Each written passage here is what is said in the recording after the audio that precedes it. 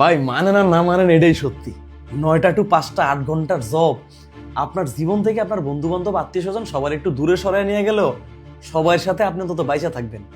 কিন্তু 9টা টু 7টা 10 ঘন্টার জব আপনার জীবন থেকে সবকিছু কেড়ে নিবে, আপনার প্রিয় মানুষের গুরুত্ব কেড়ে নিবে।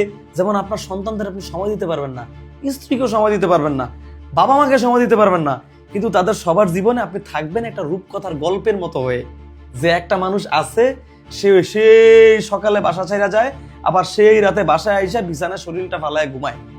আর 9টা টু 9টা 12 ঘন্টার জব আপনার জীবনে ভাই কিচ্ছু রাখবে না, কেউ থাকবে না আপনার জীবনে। আপনি একটা রোবট হয়ে যাবেন। আপনার আবেগ, ইমোশন, আপনার ঘুম, আপনার শান্তি, প্রিয়জন, আপনজন সবকিছু কেড়ে নিবে। আপনার কাছে শুধু থাকবে স্ট্রেস, হেয়ার ফল, উচ্চ রক্তচাপ, স্বাস্থ্য ঝুঁকি, মানসিক চাপ। আপনি সমাজ, সংসার সবার থেকে দূরে চলে যাবেন। যদি পারেন ভাই এই 10 ঘন্টা 12 ঘন্টার গোলামিটা বন্ধ করেন। 8 ঘন্টা জব করেন, জব তো দরকার, জব তো না করে পারবেন না। 8 ঘন্টা জব করেন, কিন্তু 10 ঘন্টা 12 ঘন্টারে না বলেন ভাই। জীবন আগে ভাই, জীবন আগে। আপনার জীবন যদি বাইচা থাকে না, আপনি টাকা ইনকাম করতে পারবেন, আপনি পরিবারকে চালাইতে পারবেন।